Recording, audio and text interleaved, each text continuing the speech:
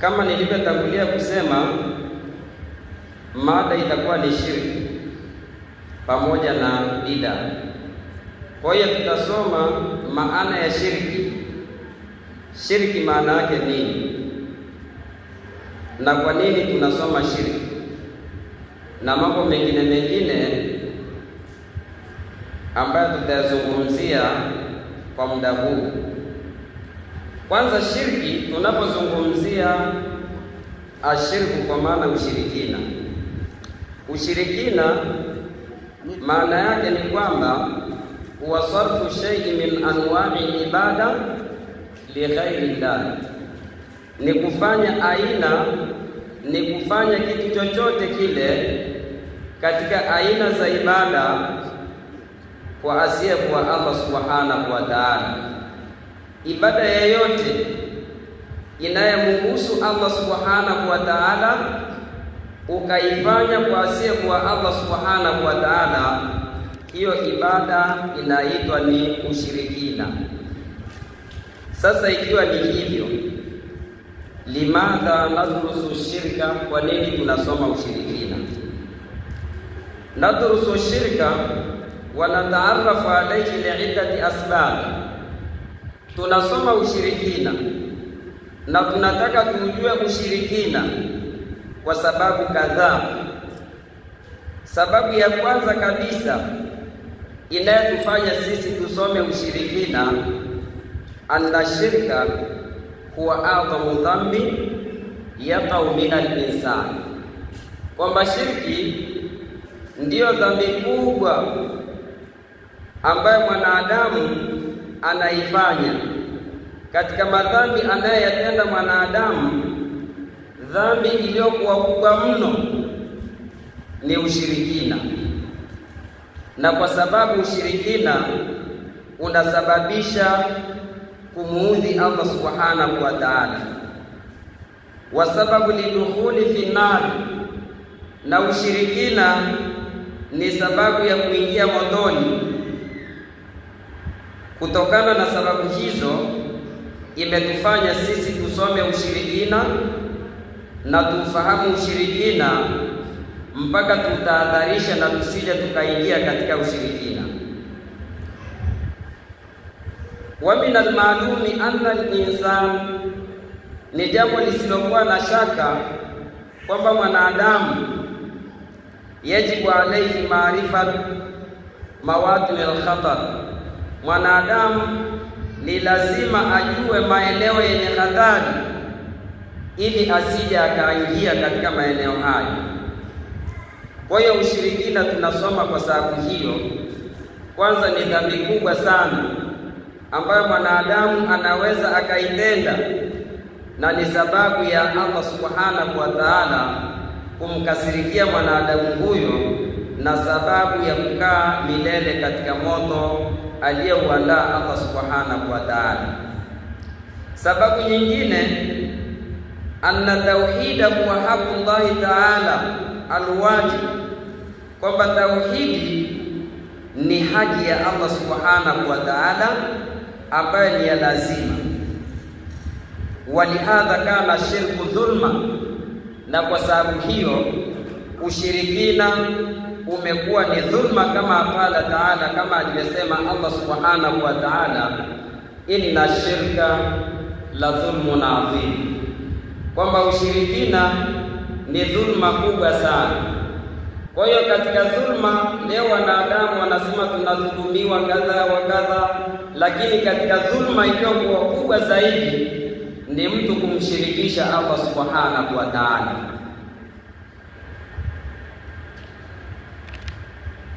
Kwa hiyo shirki ni kitu hatari sana ambacho Allah subhanahu wa ta'ala ametutahadharisha. Baada ya kujua shirki maana yake na sababu ya kusoma ushirikina ili tujiepushe, nukta inayofuata ni aina za ushirikina. Ushirikina kama ushirikina umegawanyika sehemu mbili. Kuna ushirikina mkubwa na kuna ushirikina mdogo. Ashirkul akbar shirki kubwa endapo itathibiti mwanadamu anatenda shirki kubwa, wa huwa alladhi la yaghfiruhu Allahu ta'ala abadan, Allah subhanahu wa ta'ala hatomsamehe milele. Wa yuktab li sahibihi al-khulud fi an-nar, na yule anayefanya ushirikina Allah subhanahu wa ta'ala anamhukumu mtu huyo ataishi milele motoni, kama alivyosema Allah subhanahu wa ta'ala, innahu man yushrik billahi, hakika mtu yeyote atakayemshirikisha Allah subhanahu wa ta'ala faqad harrama Allahu alayhi aljanna wa ma'awahu an-nar, Allah subhanahu wa ta'ala atakuwa amemharamishia kuingia peponi na makazi yake ni motoni. Kwa hiyo kwa sababu hiyo kumekuwa na umuhimu mkubwa sana kuwakusanya akina mama katika vikao kama hivi, ili kuweza kuwafahamisha mambo muhimu yatakayowafaa katika maisha yao. Na miongoni mwa mambo ambayo ni muhimu sana watu kuyajua ni ushirikina, kwa sababu ni jambo ambalo Allah subhanahu wa ta'ala halipendi, ili waweze kujiepusha na mambo kama haya. Aina ya pili ya shirki ni shirki ndogo. Shirki ndogo kama vile mfano wa mtu kujionyesha kufanya ibada ili watu wamuone kwamba anajua kufanya ibada. Kwa hiyo hizo ni aina mbili za ushirikina. Popote uendapo unaposikia ushirikina, basi katika akili yako gawa katika sehemu mbili. Kuna shirki kubwa na kuna shirki ndogo. Tukija katika aina ya kwanza ya ushirikina ambayo tumesema ni shirki kubwa, aina hii ya ushirikina kama nilivyozungumza mwanzo, huwa sarfu shay'in min al-ibada li ghairi llahi ta'ala, ni kufanya kitu chochote kile miongoni mwa aina za ibada kwa asiyekuwa Allah subhanahu wa ta'ala, kal khawf min ghairi llahi, kama vile kuogopa asiyekuwa Allah subhanahu wa ta'ala, wa itikadu annahu maliku li naf'i wa dharri, na kuitikadi kwamba anamiliki manufaa na anamiliki madhara mbalimbali. Kwa hiyo ushirikina ni jambo ambalo limekithiri katika umma huu. Mtu hawezi kufanya biashara mpaka amshirikishe Allah subhanahu wa ta'ala. Inafika mahala hata usiku na paka wakilia, mtu anaogopa, anaona kwamba yule paka anaweza akamdhuru. Kwa hiyo mahabbatu kama mahabbati llahi ta'ala, na kumpenda asiyekuwa Allah kama vile anavyompenda Allah subhanahu wa ta'ala. Wadhabu lahu, na kuchinja kwa ajili yake.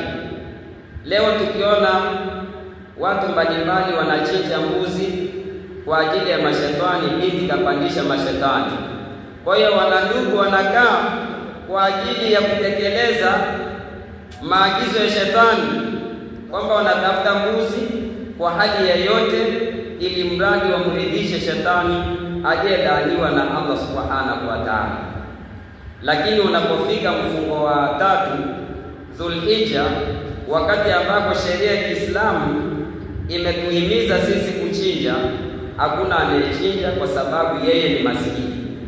Lakini kuchinja mbuzi kwa ajili ya kiti amepandisha mashetani limekuwa ni jambo la kawaida, na wakati mwingine kama hawajafanya hivyo wanandugu kulaumiana. Kwa hiyo ushirikina ni kitu hatari sana. Unapochinja, chinja kwa ajili ya Allah subhanahu wa ta'ala. Katika shirki kubwa nayo pia imegawanyika. Shirki kubwa imegawanyika sehemu kuu 4. Sehemu ya kwanza, shirku dawa. Kuna ushirikina ambao unapatikana katika maombi, yaani mtu anaomba asiyekuwa Allah subhanahu wa ta'ala katika jambo ambalo hana uwezo nalo isipokuwa Allah subhanahu wa ta'ala. Leo tunaona watu wengi sana mambo mengi wameelekeza kwa asiyekuwa Allah subhanahu wa ta'ala. Hata biashara hawezi kufanya biashara yake isipokuwa aende kwa mganga afanyiwe mambo ndio mambo yaende. Kwa hiyo kumuomba asiyekuwa Allah subhanahu wa ta'ala ni ushirikina. Allah subhanahu wa ta'ala jambo hilo amelikataza. Allah subhanahu wa ta'ala ndani ya Qur'ani anasema, waqala rabbukum ud'uni astajib lakum, amesema Mola wenu niombeni nitakujibuni. Innal ladhina yastakbiruna an ibadati sayadkhuluna jahannama dakhili, hakika wale ambao wanaleta kibri katika ibada zangu wataingia katika moto wa jahannam hali ya kuwa ni wadhalili. Katika aya hii naomba tuizingatie sana. Allah subhanahu wa ta'ala anatubainishia kwamba ni amri kutoka kwa Allah subhanahu wa ta'ala, ud'uni astajib lakum, kwamba niombeni nitakujibuni. Hivi kwa nini tunamuomba Allah subhanahu wa ta'ala alafu atujibu?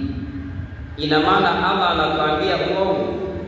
Jibu ni hapana. Sisi kuna mahala tunamkosea Allah subhanahu wa ta'ala katika maombi yetu.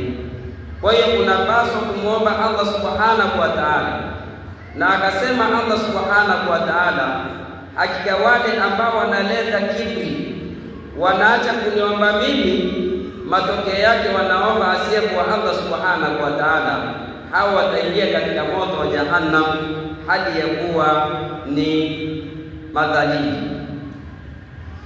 Katika aya nyingine Allah subhanahu wa ta'ala anasema, wa idha sa'alaka ibadi anni fa inni qaribun ujibu da'wata da'i idha da'ani, kwamba pindi waja wangu watakapokuuliza wewe Muhammad kuhusiana na mimi, hivi Allah yuko mbali tumuombe kwa kumuita au yuko karibu tumuombe kwa siri?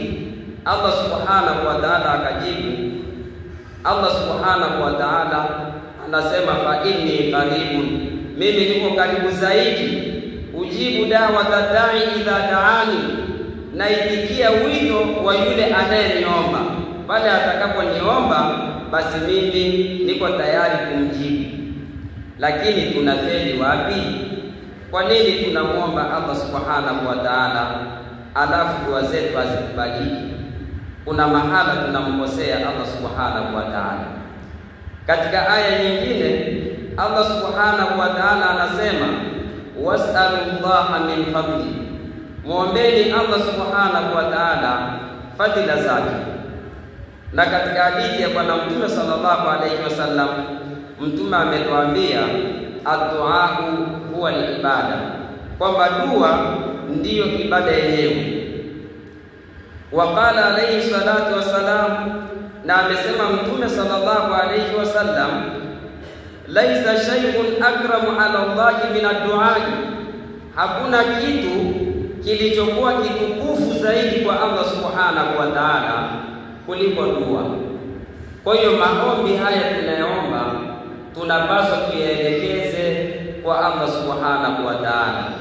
Tusiombe asiyekuwa Allah subhanahu wa ta'ala, bali tuyaelekeze kwa Allah subhanahu wa ta'ala kwa ikhlasi na nia ya kweli, ili Allah subhanahu wa ta'ala aweze kutujibu katika maombi yetu.